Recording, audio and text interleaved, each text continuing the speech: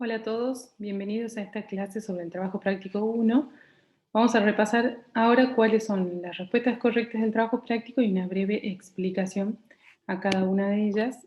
Les comparto la pantalla del trabajo práctico, que se dividía en tres partes. Eran tres fragmentos sobre los cuales, habiendo conocido ya la teoría, podían decidir las respuestas. Entonces, el primer fragmento, en su primera pregunta, nos consulta si el fragmento es un textoide o un texto, y la respuesta correcta es que es un texto, porque este fragmento respeta la unidad de sentido, el propósito y el contexto.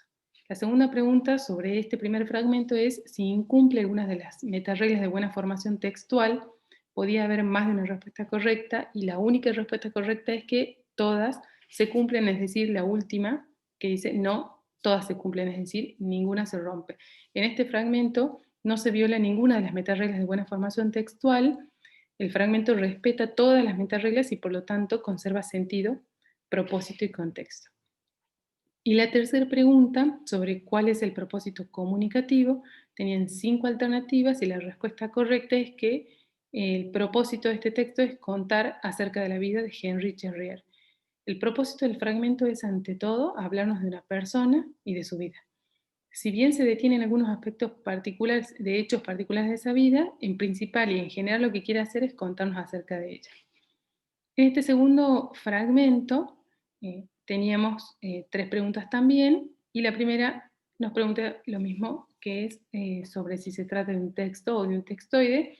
En este caso, el segundo fragmento es un textoide porque no mantiene la unidad de sentido, el propósito ni el contexto. Si bien simula hacerlo cuando introduce este textoide la expresión guerra, lo que quiere hacer es un poco confundir, o el mismo escritor se confunde de hecho, y parece que continúa hablando del mismo tema, pero está claro que lo cambia, se desvía y pierde consistencia. La segunda pregunta, que es si este fragmento incumple alguna de las metareglas de buena formación textual, la respuesta es que incumple tanto la repetición como la relación. Tenían aquí la posibilidad de elegir más de una respuesta, y estas dos son las correctas. El fragmento no respeta las metareglas de repetición ni de relación, no mantiene un tema, no repite el tema central del que debería tratarse, y no queda claro sobre de qué trata ese texto. A su vez, las frases del fragmento no tienen relación entre sí, no tiene una continuidad lógica ni un espacio temporal. Y la última pregunta de este segundo fragmento es ¿cuál es el propósito comunicativo? Tenían 5 alternativas de respuestas, una sola era correcta, y la respuesta correcta es que el propósito no queda claro. Al ser un textoide que no respeta metareglas de repetición y relación, el fragmento no logra transmitir un propósito. No tiene una unidad en la intención de aquello que desea decir. Las ideas están desconectadas y el fragmento fracasa porque no tiene una finalidad.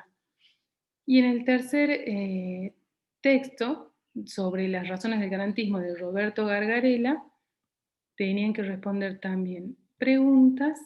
Este es un texto más largo, y la primera pregunta que les hacíamos era desde qué lugar se posiciona el autor para dar su punto de vista. Las opciones eran como político, como abogado constitucionalista y como periodista, y la respuesta correcta es como abogado constitucionalista. Esta respuesta no solo se deriva de la forma en que el autor firma al final del texto, sino que también es evidente que su forma de opinar y la naturaleza de su opinión están sustentadas en su condición de abogado constitucionalista, es decir, porque él es un abogado constitucionalista, entonces ha formado esta opinión al respecto. La segunda pregunta es ¿cuál es el propósito comunicacional principal del texto? Y la respuesta es argumentar a favor de la posición garantista en materia penal. Este fragmento es un texto más largo y complejo que los anteriores. Para responder esta pregunta, seguramente han tenido que analizar bien las posibilidades. El autor del texto, si bien discute argumentos tanto en favor como en contra y relativiza algunas ideas, está claramente argumentando en defensa de una forma de entender el derecho penal, que es la posición garantista, que ustedes, como alumnos de primer año, todavía no la han visto, pero a lo largo de la carrera la van a ver. De todas maneras, saber derecho para responder esta pregunta no era necesario, pero para que tengan una idea un poco más profunda de lo que han leído. Y la tercera pregunta es, hemos seleccionado 3 fragmentos de este texto de Roberto Gargarella y tenían que decidir sobre la estructura de cada una de ellas.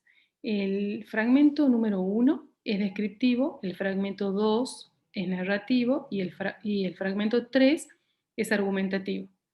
El primero es descriptivo porque se centra en hacer evidentes las características que definen una parte de la posición garantista, las describe. El fragmento 2 es narrativo, hace referencia a una sucesión de hechos y los ubica en una progresión temporal, es decir, a lo largo del tiempo, cómo se suceden. Esto es lo que hacen los textos narrativos. Y el tercer fragmento es argumentativo. En este fragmento más largo, el autor defiende una idea, la de que cuando discutimos con una posición contraria a la nuestra, es decir, cuando hay otro que opina diferente a esa posición, debemos percibirla de la manera más favorable y menos absurda posible. Para eso, presenta razones por las cuales deberíamos aceptar su propuesta, porque él está defendiendo una idea que en este caso nosotros no tendríamos, no digo que no la tengamos o que sí, sino hablando del texto en particular, ¿no? Entonces es argumentativo porque él defiende para todo el lector que piense diferente su posición para tratar de convencernos. Entonces de esto se trataba el, el trabajo práctico número 1.